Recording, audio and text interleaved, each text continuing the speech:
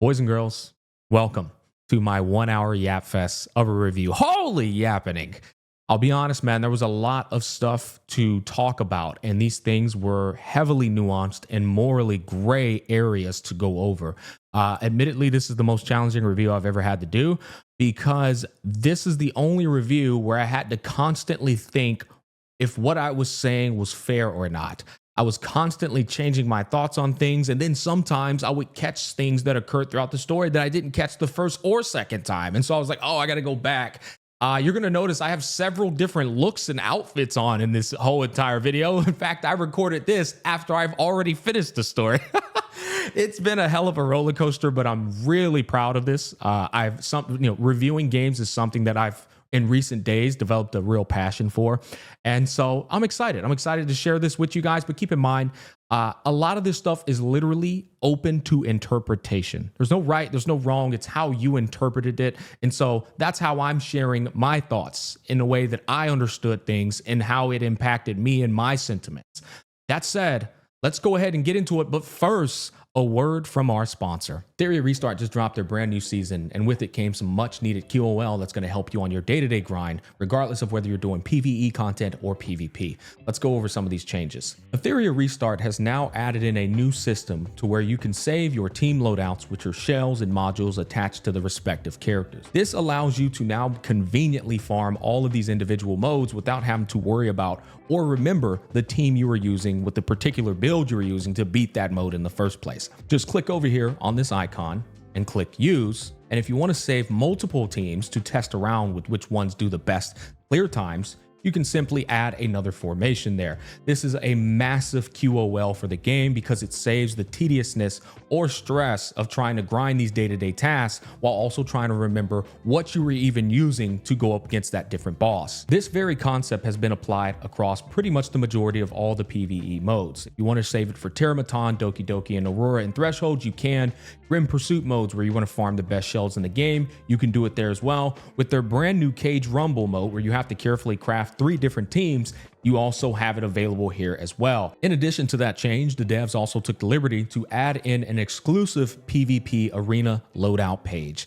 No longer do you have to worry about your PvP builds clashing with your PvE builds. They are completely separate entities at this point. And so now you can stress-free build your PvP teams, get them together, and not have to worry about them affecting your PvE content. Cartethyia Restart is constantly improving patch by patch, and the devs are listening and hard at work. If you like what you saw, don't forget to click the link down below in the description box and download Cartethyia Restart now. Thanks for watching. So as soon as you begin 2.5, a massive problem and plot point gets brought to your attention by the Black Shores. They've been doing some tests. They discover that Cartethyia, whenever she enters her forte ability, aka fleur-de-lis form, she begins subconsciously absorbing energy around her, and she cannot control this.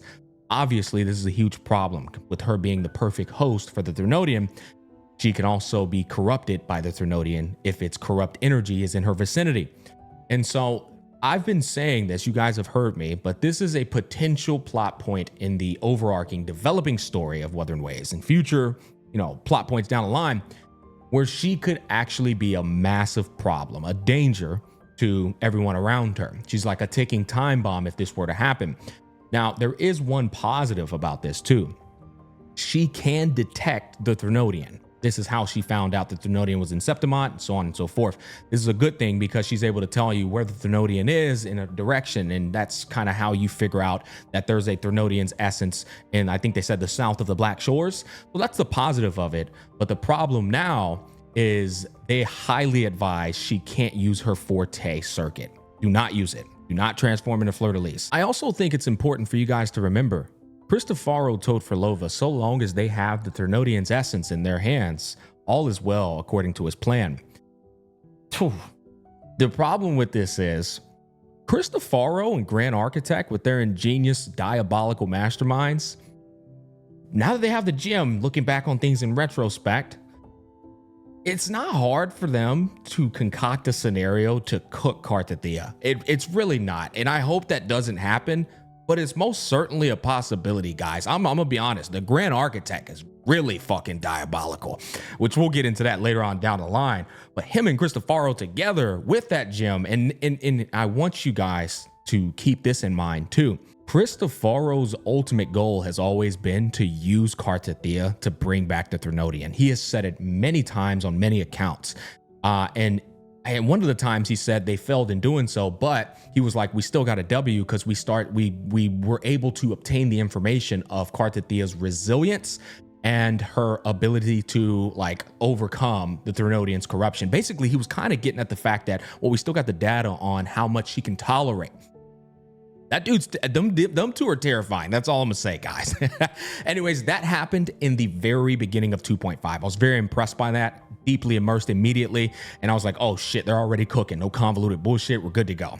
After that, Cartethyia points us off into the south of the Black Shores and tells us to go and look for that Thrunodian's essence where it's lingering. And that's where the story begins. Now, this next part's kind of interesting because we encounter the Primus Fenrico at sea, which at the time I was like, this is the most random encounter ever. And honestly, it still was kind of random. Like, bro just pulled up on you and then tried to act like he was there to help you. Like, that was the most sus shit I have seen in the story. He was like, hey, I'm here to answer your unanswered questions. It's like, brother, what? No, man, I don't trust your ass as far as I can throw you.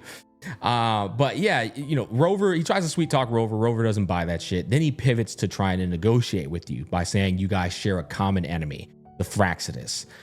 Rover denies that too, but before we go any further, this was the first tip-off to confirm that the Phrolova and the Order had a falling out. At first I thought like this guy's trying to be double agent, but it was actually, in hindsight, they had a falling out. And so he pivoted to the next play, which was, let's try to get the Rover on my side, join up, we take out the Phrolova, and then I just cooked the Rover after that, you know? At least that was kind of what was going through my brain. The Rover says, no, I'm not teaming up with you. This dude tries to tell Rover it's in the name of the divinity. The Rover says there is no divinity. This causes, of course, what is pretty much the Pope of Wuthering Waves to maximum tilt, right? This is blasphemy. You just told this guy there's no divinity. This dude's pretty much the Pope. You're just telling him that, oh, my God is dead. How dare you, brother? I'm about to cook your ass. And what's funny about this is this whole entire time, I've thought Primus Fenrico was this corrupt, evil guy. Not corrupted because he was corrupted by the Thrunodian, but just corrupt in the head and trying to get people to do his bidding and using religion as a means to justify his own agenda. But in reality, the Primus Fenrico was just another victim of the Thrunodian who preyed on his faith in the Sentinel. And like the thing about the Thrunodian that's so fucking dangerous is it can influence you and you're not even aware that it's influencing you. And this is pretty much Primus Fenrico in a whole. In his head, he's 50% him and he's 50% influenced by the Thrunodian. But in his head, he is doing everything by the Sentinel. He just doesn't know that the Sentinel is actually the Thrunodian. So it's unfortunate, you know, because he's coming at you sideways saying, motherfucker, the Sentinel's alive. I can feel its presence. It's like, brother, that's the Thrunodian. And so it's tragic. It's unfortunate. Anyways, he ends up summoning the goddamn like dark tide pretty much and just hurls the Rover into the sea. I'm always amazed at how this omnipotent character gets clapped sometimes. I'm just like, bro, how'd you just get clapped right there? You know, that's kind of one of those things where I'm just like, I guess it's kind of just done for the sake of the story, but can you really just like clap the Rover that easily? I'm sorry, I kind of don't buy it. No, a little bit of a point deduction there, because how the hell does the Rover get thrown in the sea that easily? You know what I'm saying? It just doesn't make sense. It doesn't make sense unless it's for the sake of a progression of a story. But anyways, continuing on, he does get thrown in the sea and he actually would have been killed. There's no doubt about this. He would have been killed, but he was saved by none other than Phrolova. And then enters the next plot point. Before we go further, there's something important to establish. It's kind of funny, actually. Phrolova is the real Riddler. The way she communicates is she uses musical vernacular in a metaphorical sense to say things that are usually mentioned in obviously plain terms. I'll give you an example. There's a line she says in the story where she says, these guys have been ensnared by the discordant melody causing them to blindly strike. When you decipher that, what she's pretty much saying is they've been corrupted and they don't think about what they're doing. But that, like, that's her way of communicating the entire playthrough, which makes sense. All the more reason why Rover was confused with her ass. It's like, bro, bitch, what are you saying? You are the Riddler. All right. So anyways, this next part is fascinating to me because the minute they meet each other, you already see the mood and tone set throughout the entirety of their like time together. Rover's sword is at her throat. His guard is up maximum capacity. And then Phrolova has the most like uncanny poker face I've ever seen. And her ability to hide all of her emotions is also impeccable. And so like when you think about these two individuals, right? Maximum guard up. In the lens of the Rover, he's only ever seen her on the other side of the fence doing the Phraxidus bidding. So she's just like pure evil in his eyes. And then in her, there's actually a lot beneath the surface, but she don't show any of it. And so once again, the biggest problem between two people at odds is communication. It's just like, goddamn, right? Like, holy, just communicate. But this is fascinating because on one end of the spectrum, I saw Rover show like, honestly, I think more emotion than I've ever seen him show in this playthrough. And it was in a way that wasn't smooth, that wasn't cool, calm, and collected. And I think this gives a bit of a good contrast as like, this is present day Rover, not the Rover who's had thousands of years of experience, enlightenment, and wisdom. He's seen it all and done it all. That Rover would handle these situations with much more wisdom and elegance and grace, or like he would just be able to read scenarios in a way that's very calculative because he's got all the goddamn experience in the world, right? This present day Rover is somebody, in my perspective, that is akin to like an infant that is pure and innocent. And so when handled with situations that require a lot of nuance and morally gray areas, he's going to handle it with the innocence and the lack of experience, right? Love and like an emotion strongly because he lacks that enlightenment that the past Rover had.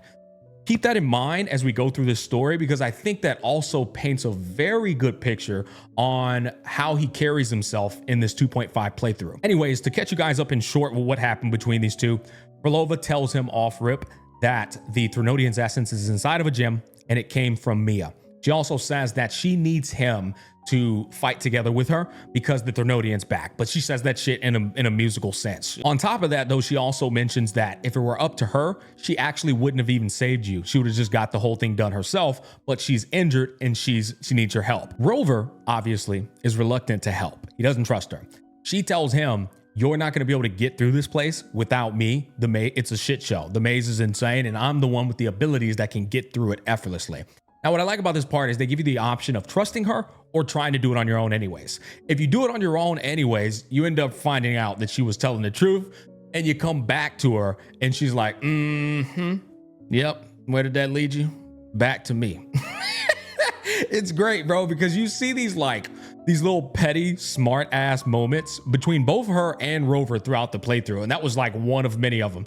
I really enjoyed that part. But so you guys go on your merry way into this place, and then the underwater palace date between you and Phrolova kicks off from here. Now, there's two instances that occur down here where Rover gets on his high horse and tries to judge Phrolova. And I want to go over them and summarize them up. The first one is when you encounter the Order's henchmen. After you guys defeat them, Rover tries to go and check on them. Like, once again, with his purity, like, persona. And Phrolova goes, don't bother. Mismatched rhythms, twisted frequencies. Both are signs of the gem's touch. So she confirms that they are corrupted by the Threnodian in full. They're cooked. There's no point in checking on them. I think this part right here is fascinating. There's another instance where this happens again. I'm going to bring it up in a bit. But it's because any other time in the story, bro's a master at detecting like when frequencies are off, at figuring out like these certain little I guess discordant melodies, as Phrolova would describe it. How could he not detect it down here, right? Is it because he's so emotionally like involved or invested?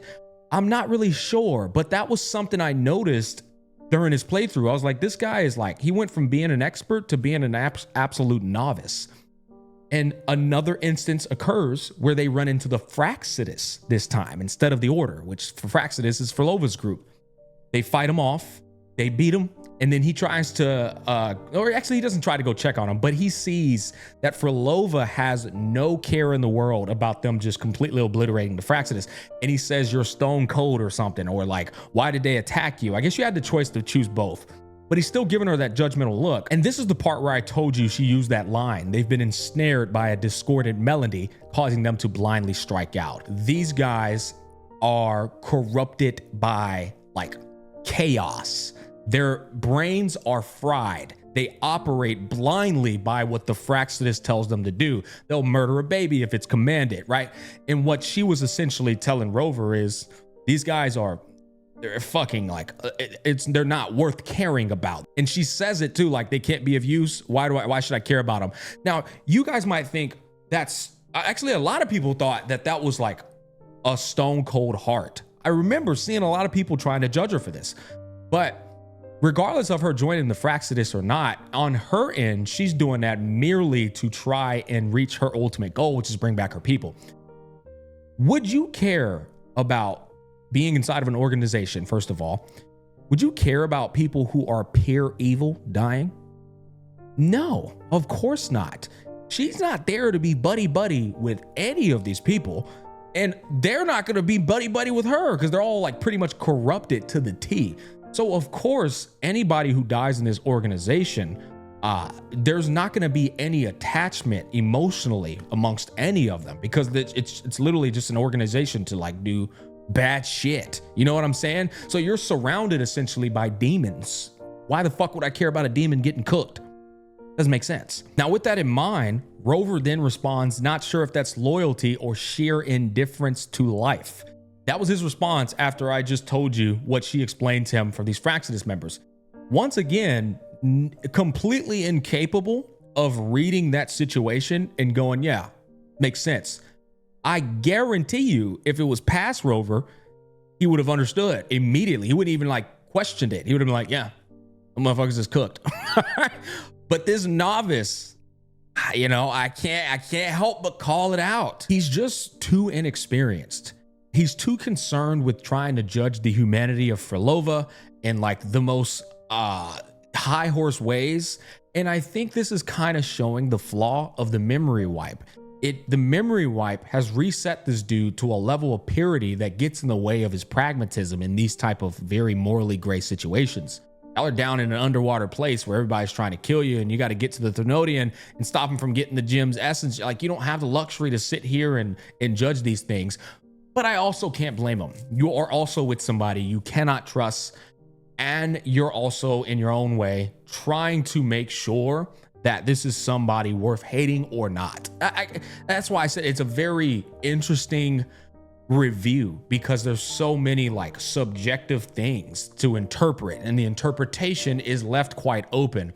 But what I will say is the man is most certainly inexperienced in these situations. I told y'all he's been living in a goddamn Disney movie the whole time. And this is like the first time where he's like facing some real like darkness where you can't like brute force your way out of these things. The next scene is Phrolova finally encounters her past, and it displays an older couple. The woman seems to be desperate to come back to life, whereas the man is telling Phrolova to let go of trying to save them.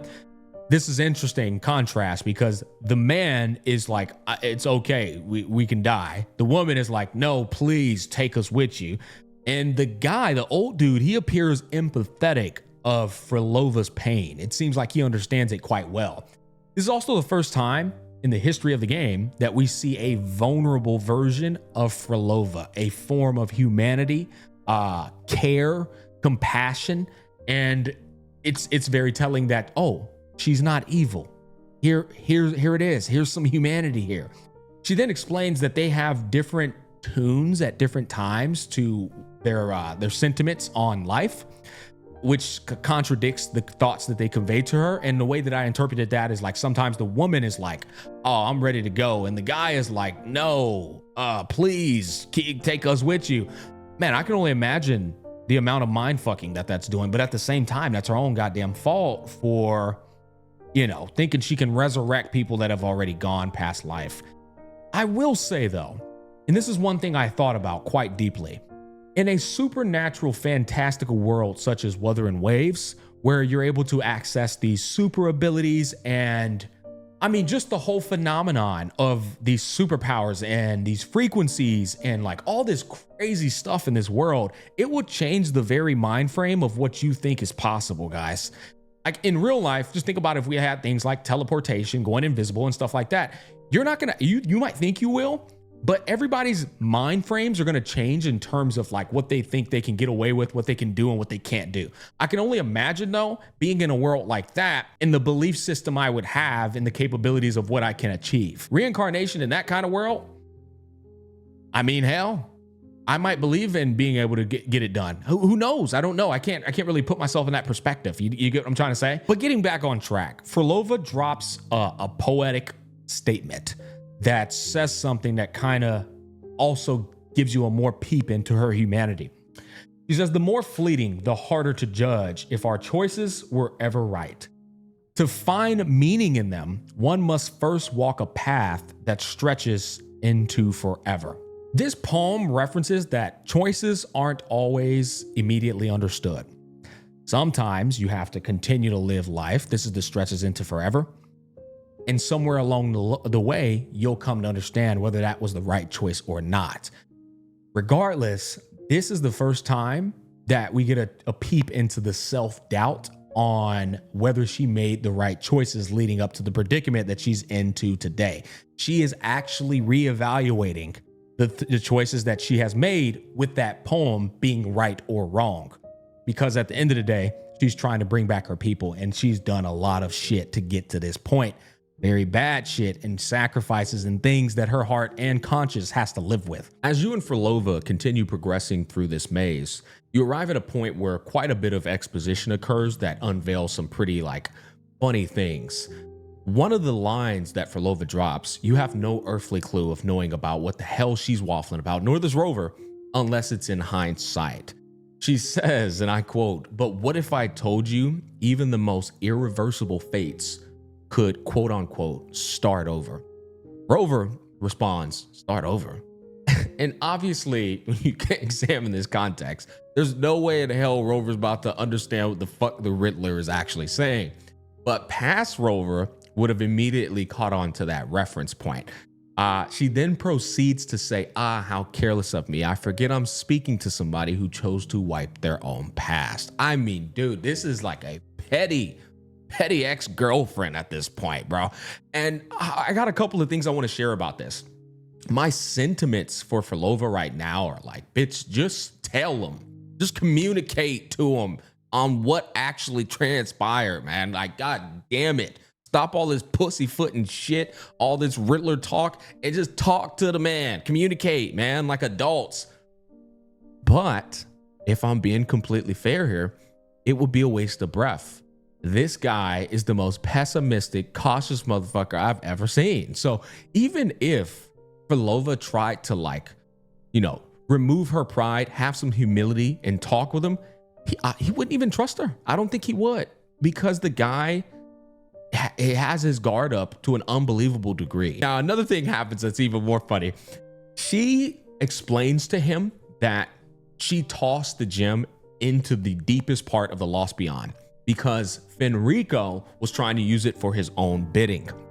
She then explains how the Fraxidus had a fallout with the Order, and they ended up attacking Phrolova after she used all of her ability to put this gem inside of her Lost Beyond. It expended pretty much like the majority of her power, and that's when they had that fallout. This makes perfect sense considering the context and what we know so far at this point.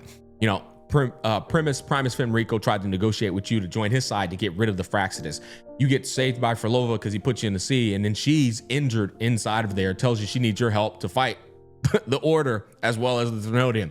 It makes sense when you gather all of that context, but there's still a possibility that she could just be making this up for her convenience. However, in hindsight, we know she was telling nothing but the truth. But right there at that point, Rover responds, well, I don't know if I can trust you. And then she, once again, this shit is so funny when you understand the full picture. She was like, trust? How absurd to speak of trust between us. Bro, I caught this the very first time she said it. Before I knew anything, I was like, oh, nah. She said that shit like, motherfucker, I know you ain't talking. You remember last time? Like, I immediately picked up on that as soon as I heard the tone of her voice, and me and chat had a good laugh about it. Anyways, let's go ahead and continue on. As you continue going through the story, you start to see more and more of these lost beyond moments where Phrolova's talking with her family, friends, and loved ones. Now, I could be reaching here, but one of the times Triss is wearing a purple little flower in her hair, and then the rest of the like playthroughs, you don't see Triss wearing this little purple flower.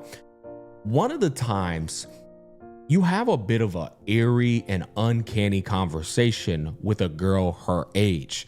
And coincidentally so, this conversation just so happens to reinforce Phrolova that what she's doing is okay. I found this odd because I was just like, I don't think a girl her age is going to be saying or talking to her in that manner.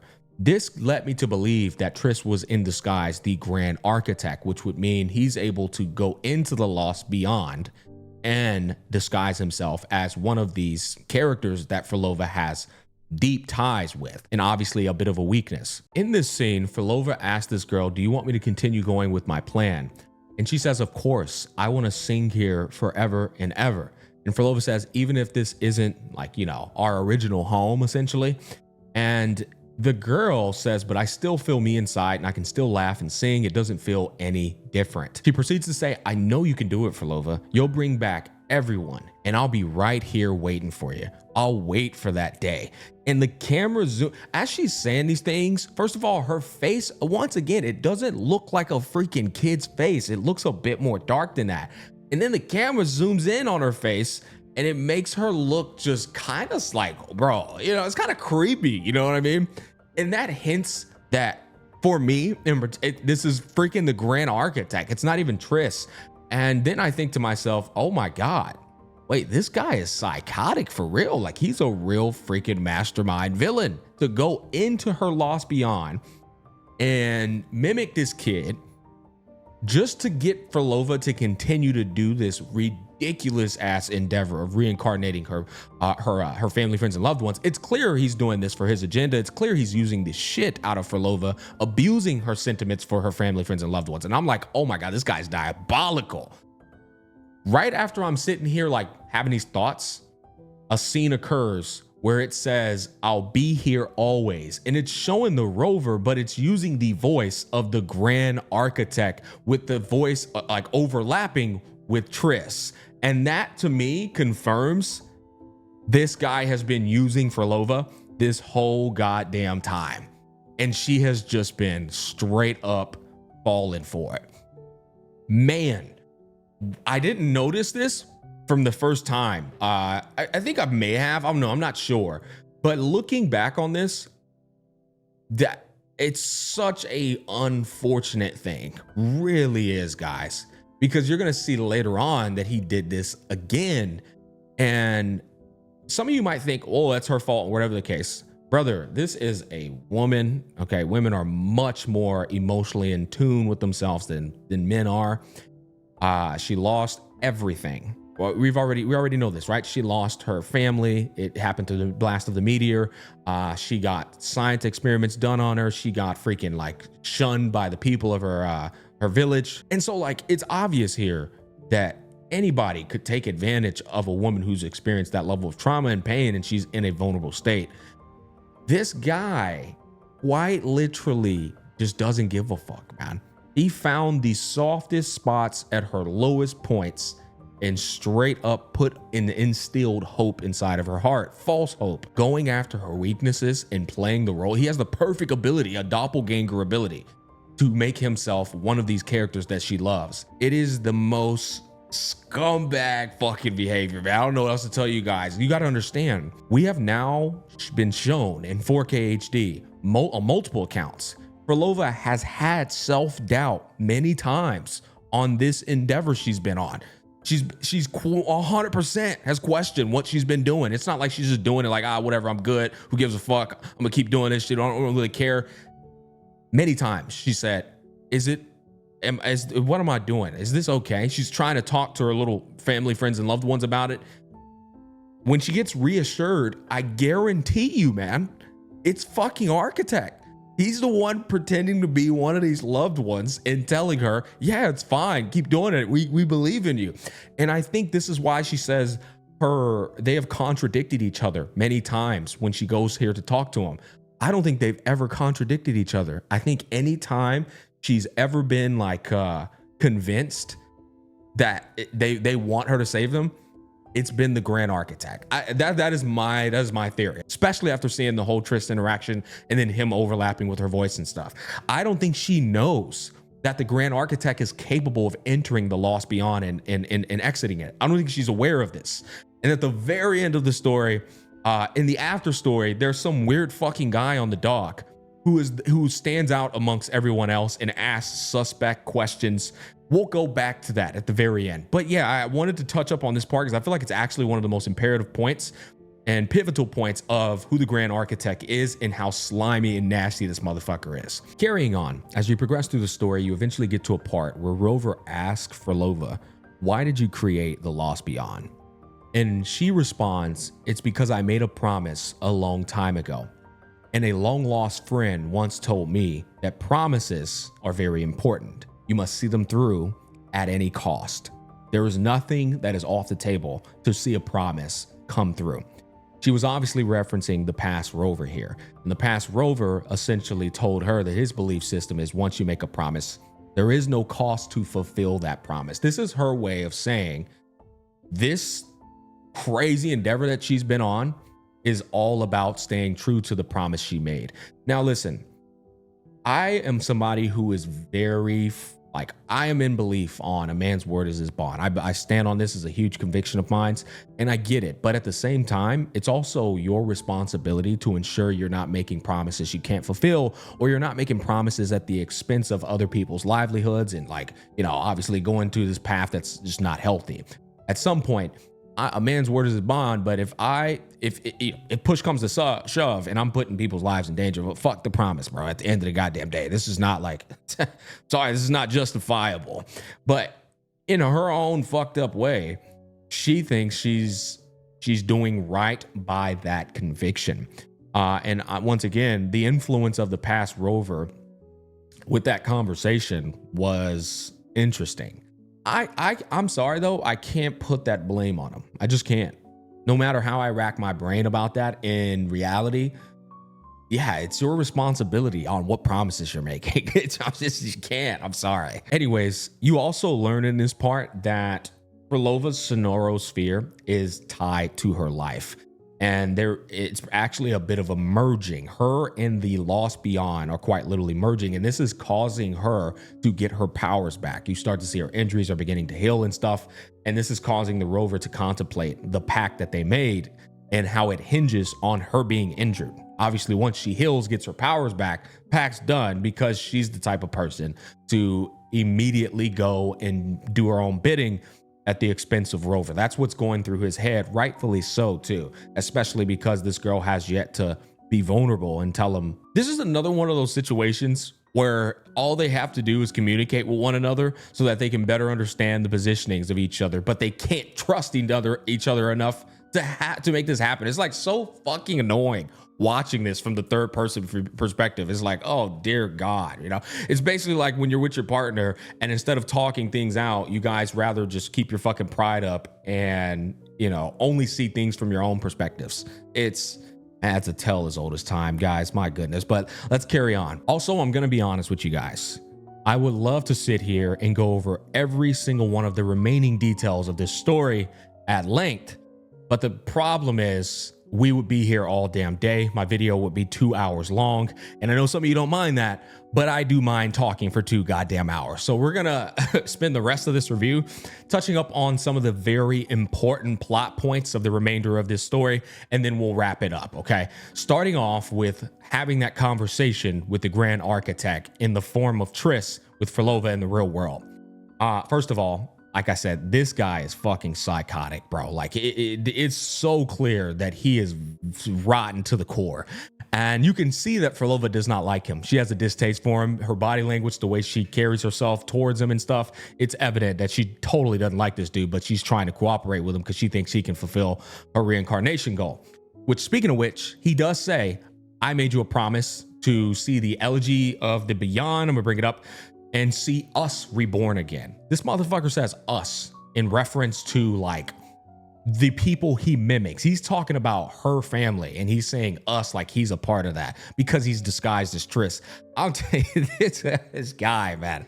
I love him though. Like from a villain perspective, god damn, I feel like he's gonna be the most. I think he's gonna give Cristofaro or make Cristofaro look like a saint, in my personal opinion.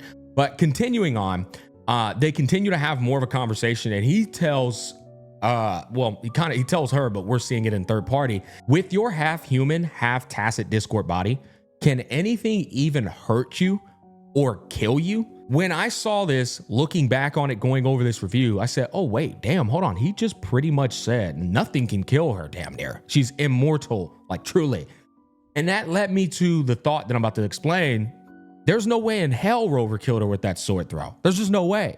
Because based off of what Grand Architect said, she's really fucking hard to kill, guys. She is. Anyways, continuing on, he also says the frequency in her eye, it hurts, doesn't it? So many voices, so many cries, all echoing in your head. This was right before the part I just mentioned.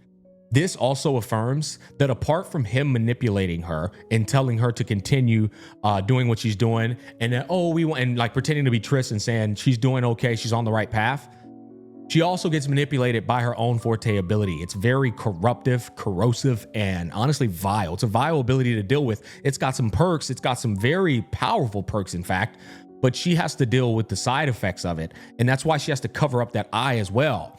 It's a infectious disease, and I don't really understand the full intricacies of it, but there is a scene that happens later on that I find quite captivating and uncanny. And I think it boils down into why she trapped Rover inside of her beyond, which we'll get to that in a bit. I'm getting a bit ahead of myself. They're pretty much negotiating throughout this entire conversation. Frolovas saying, fulfill your promise to me that you made and bring my people back to life now. And the Grand Architect's like, yeah, I will, but we got to hold off on that for now and fulfill Cristofaro's plan, especially since Augusta's made her move. And then he starts sweet talking her. This dude is he's such a smooth talker. He's like, don't you want to like revive them with perfection right now? It's not the time. It's not necessary. And then Frolovas low-key falls for it. She's like, well, even if I wanted to help you, the Rover would never allow it. He'd fight us to the end. And this dude says, well, you're merging with the Beyond. You're going to get your power back. You can trap him in there with your family since he knows how much she has an affection for the Rover. It's like this dude's a mastermind negotiator, bro. Yeah.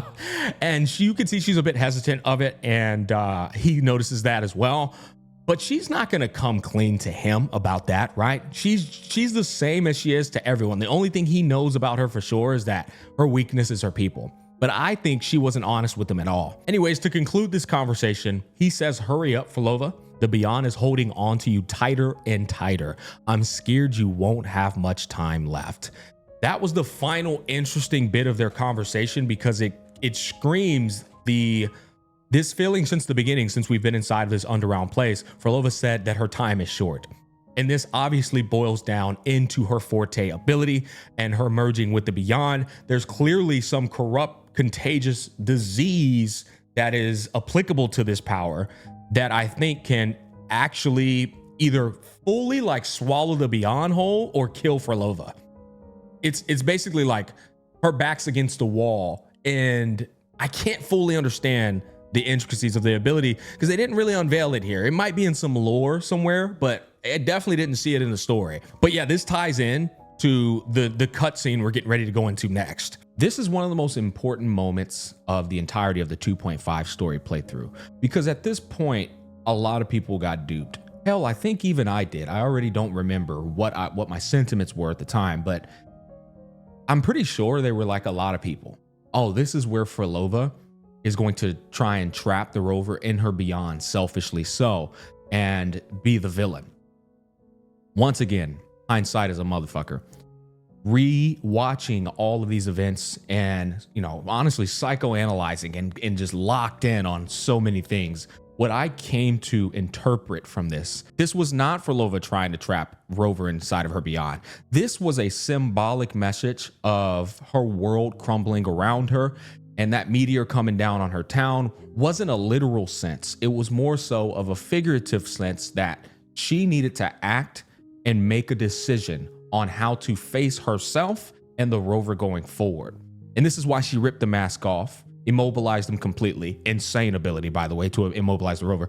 Pulled him in this Lost Beyond, not to trap him forever, but to show him the truth, the unfiltered truth, the good side, the bad side, the ugly side. In this beyond, this scenario sphere, there are all kinds of memories of Phrolova.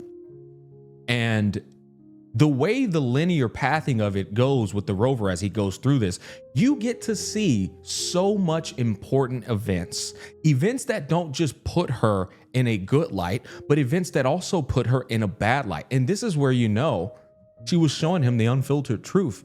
If she was really trying to like manipulate this guy and get him like and trap him in there, I think she had multiple accounts to do so, multiple opportunities.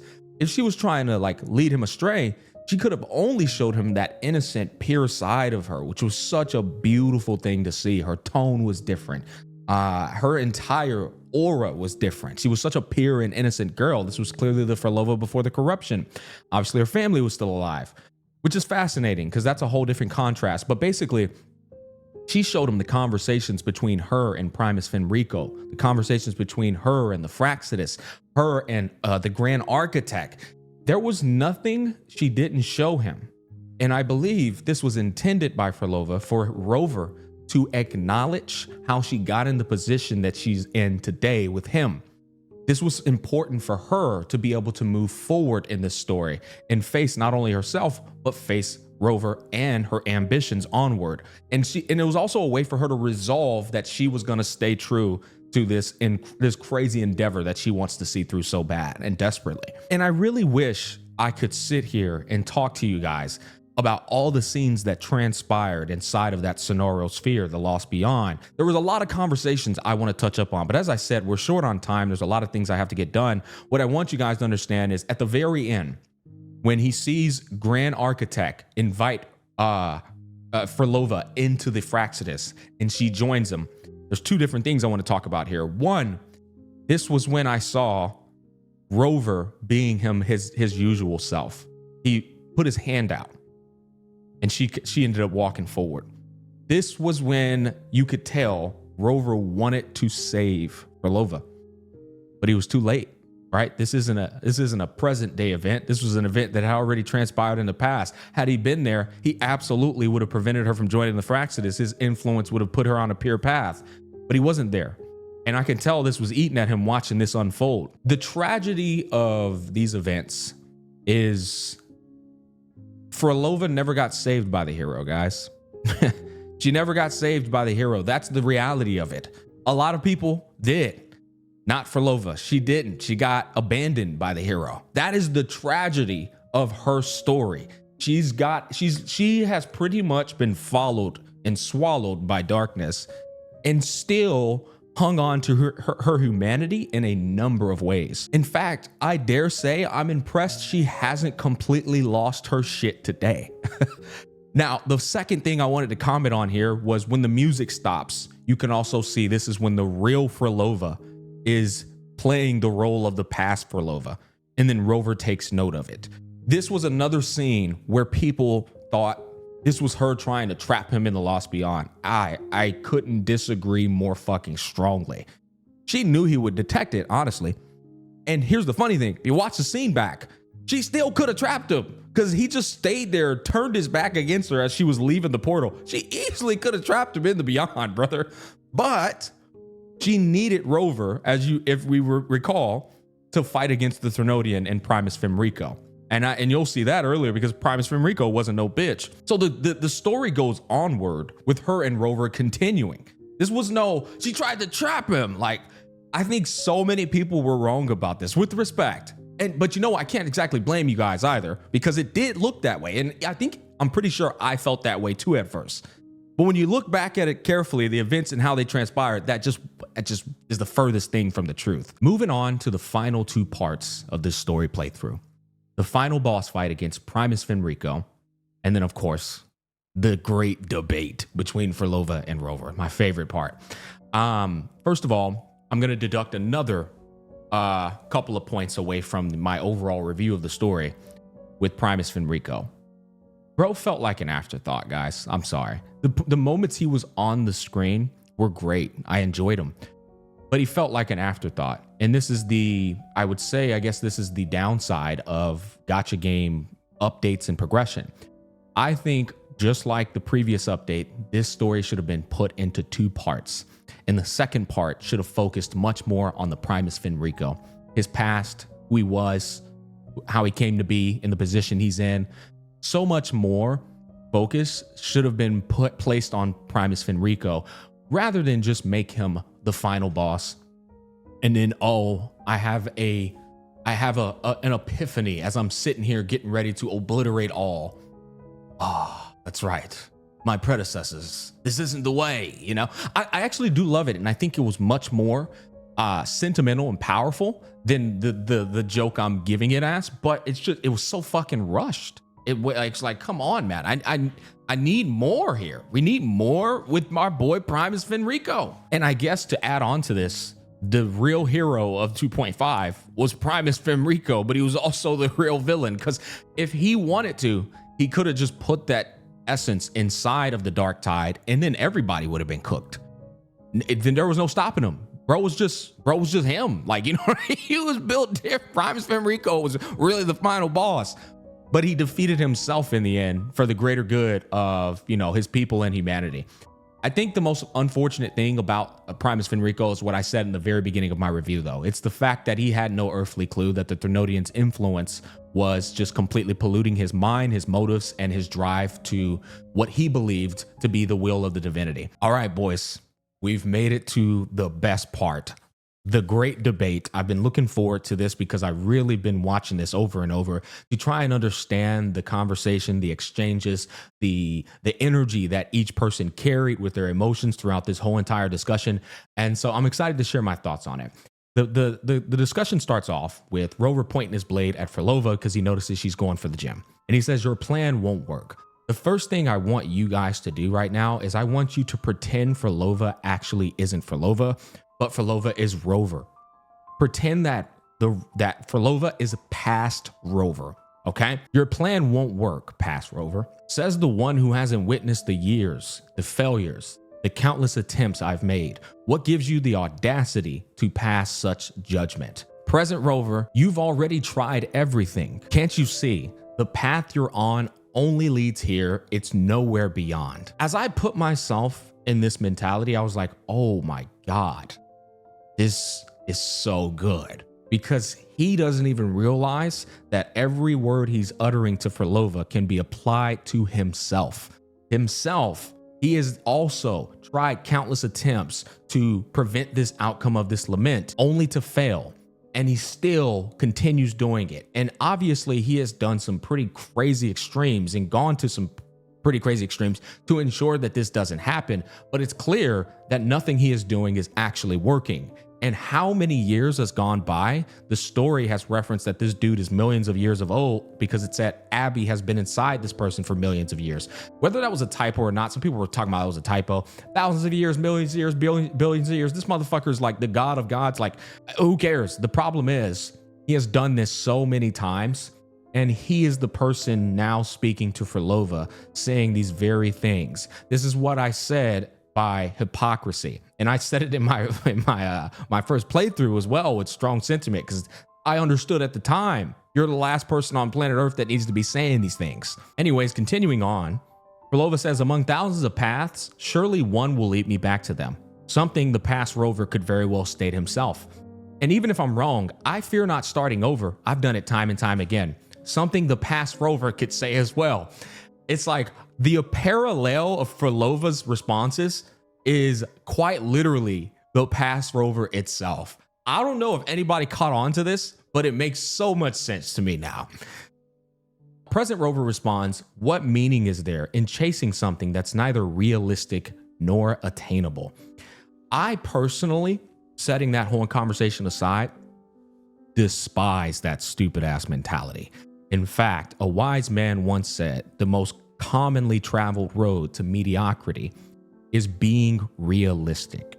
It wasn't realistic to get in a plane and fly across the ocean at one point. It was completely fucking unrealistic and unattainable. It wasn't realistic to flip a switch in a room and lights come on. It wasn't realistic to instantly communicate to people with phones, text message wise, FaceTime. All the things that we thought were unrealistic became realistic. And so thinking in the realms of realism is the dumbest fucking way a human could possibly think. This was a problem that I had with that response to her. And as I said, why I was like so discontent with the way Rover was approaching this entire discussion, because he wasn't his normal, smooth, cool, calm, and collected, pragmatic self. And he definitely wasn't handling trying to convince somebody to walk away from the cliff. He wasn't doing a good job. He was just doing a shit job in communication in its entirety, especially once you consider that she just showed her bare bones to this guy, the good, the bad, the ugly of her life, all the conversations she had. She showed you everything. Now, I understand it's hard for him to trust because of all the different scenarios, the fragmented memory, the amount of times he saw her doing corrupt things with the Fraxis. I get it, but like the Rover we have seen prior to this would have saw all of this like pretty easily. Like, this guy has always been able to read frequencies, read scenarios, understand emotions and stuff. But somehow with Phrolova, he was just a fucking infant, a novice, if you will. Phrolova responds, "I know that they are there. The people inside of her lost beyond, that it's actually them." He says, "These fading reverberations did not and cannot return to life. No matter how long you hold on to their frequencies, the result will be the same." Now, I'm with Rover on this side. And maybe we're both wrong, but I believe she is wasting her goddamn time. I do. Bro is spot on right here. At this point, I feel like he's just being quite objective to the knowledge that we have, to the extent of the knowledge that we have thus far. But here's what I will say, and here's a massive caveat. Rover is somebody that is constantly trying to debate Phrolova that she can't bring people back to life. And I think he says it coming up here. Yeah, he says the villagers are dead. What you've created are tacit discords. If you continue turning the entire town into that, you're not creating a paradise, you're creating a hell. I actually disagree with Rover here. Although in real life I would agree with him, what I've saw before me with Phrolova is anything but hell. Sure, they look like tacit discords, but if you remember when we went into the Beyond, none of these tacit discords attacked them. You literally couldn't fight them. They're friendly. Even if it's a tacit discord, the fact that they're friendly and they're not attacking you, they're not hostile, goes to show that there's humanity there. Furthermore, this was the only place that this very tragic woman had peace in her mind. She would go there and there was happiness. It was literally the polar opposite of hell for Phrolova. So based off what I saw, that's just not true. It's just not. I think eventually she's just going to be met with failure and misery and realize that all the things she's done, all the efforts and sacrifices were for naught. But until that happens, can't really say it was creating a hell. The only thing you can condemn or really criticize is how many people have taken an L with her trying to fulfill her selfish request of bringing back her people. Anyways, the last thing I want to talk to you guys about is another hypocritical thing of Rover saying you can't bring people back to life. He brought back Cartethyia literally to life. And I saw so many people trying to say, like, the mental gymnastics is a bit wild here. They're trying to say, he didn't bring her back. It was the Sentinel. Newsflash, the Sentinel lives or acts in the will of the fucking Rover. You can go back to, what is it, 2.2 or 2.3? I can't remember. Whenever he's talking to the Sentinel after the fight with Cartethyia or Fleur de Lis, he quite literally, and I quote, "Can you save Cartethyia?" He said this to the Sentinel verbatim. The Sentinel saved Cartethyia, not just because of the Sentinel wanted to, but because she knew the Rover wanted Cartethyia to come back. So this is a guy who has quite literally brought someone back from the dead, and he's trying to tell somebody else that they can't bring people back from the dead. There's hypocrisy in this guy's argumentation. And if you're not biased, it's so fucking clear. But if you're a Rover stan, you refuse to see this. It's absurdity, honestly. It's a bit ludicrous. Phrolova says the villagers are dead as a quotation of present Rover. And then she says, so you saw them in their human form. This is her way of saying, so then obviously you got to witness their humanity. Then how can you claim my goal is unattainable? To be completely honest with you, I think that's a really strong argument. I do.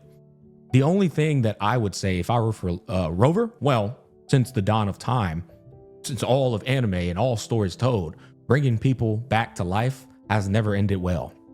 That's what I would have said, right?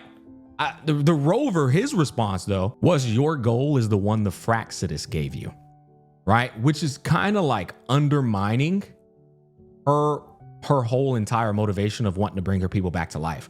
It's what they forced on you. And the Trish you saw, fleeting, unstable, an illusion, and yet you still believe everything they say can become real. I actually am completely with the Rover on this.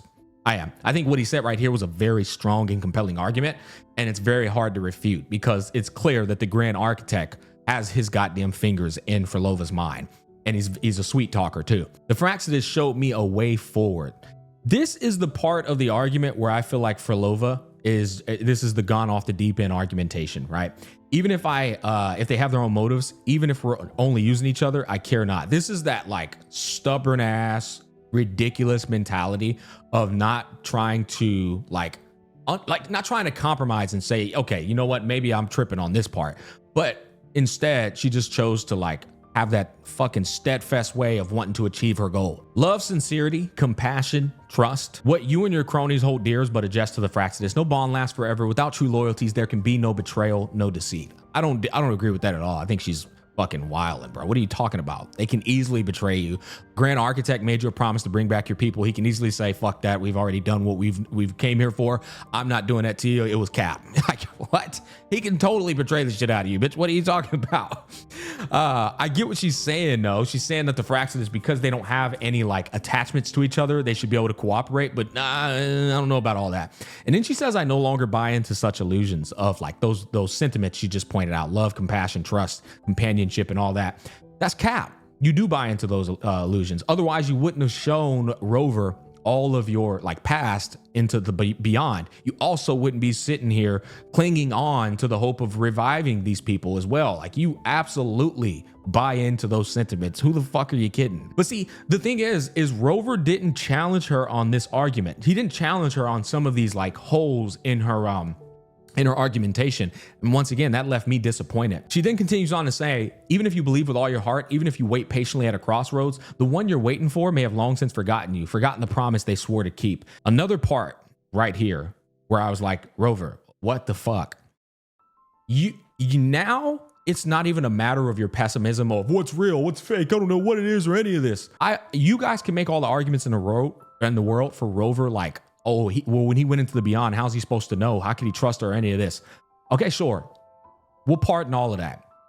This conversation right here and the strong emotions coming out of her confirms everything she was saying was the truth. Everything that he was pondering about doesn't need any more pondering. It's clear as fucking day right here in front of him that these emotions are a absolute evidence to her telling the truth to this guy the whole time. You know what I mean? And you're like, what was his response to this? Nothing except, you've gone too far. It's so wild, man. You know, and so like I said, L Rover, man, L Rover. Is it W Phrolova? In my personal opinion, it is, because I love villains. It's like no matter how many times I watch these interactions, I just cringe at how Rover was carrying himself. But continuing on, Phrolova says, you're one to talk. How amusing. Which I was loving every bit of these responses from her, because she was just pressing this guy in this conversation. She said, you with your long life and its endless possibilities still choosing to start over, even at the cost of all of your memories. This is basically, and y'all have heard my sentiments on this already. This is her calling him out on his bullshit, saying, brother, you've gone too far as well. And your measure of trying to like achieve that goal, whether it be saving the humanity from the lament, whatever it may be, you are doing the exact same thing that I'm doing. You are stopping at no cost, starting over as many times, meeting failure over and over and over again. We're walking the same path in terms of what we're trying to achieve here. The difference is the moral compass from the Rover and how he thinks through these things. Because I've told y'all, you could say it's morally acceptable by how he rationalizes things, but that doesn't mean it's actually good for the sake of humanity or the situations he's in. Case in point, earlier when he was checking on the fucking Order's corrupt men who were tainted by the Thernoidian, that's retarded. Why would you do that? Why would you check on people who are corrupted by the Thernoidian? That's how you lose a life, an innocent life, because you're sitting here being compassionate towards people who don't deserve that compassion. All right. Humanity isn't just moral compass. It isn't just the light. It's also the dark, you know? And so like, I think this conversation, argumentation wise, Phrolova was cooking this guy. But yeah, she tells him he's gone further than she ever could. Perhaps you believe more than I do that only in endless time can true eternal perfection arise. Then only then will a brave new world arrive. I feel like what she's saying is spot on. If you were to get all his memories back, he would be agreeing with what she's saying, but he might be a bit salty about the fact that she's clocking him. You know what I mean? Anyways, she decides to be petty, says the only difference is that you've forgotten it all. And he hits her with the legendary, "You've never understood the value of human life" line. And you can see the salt leaking from this guy's facial expression while he's saying this, guys. It's like he's not saying this from a place of love.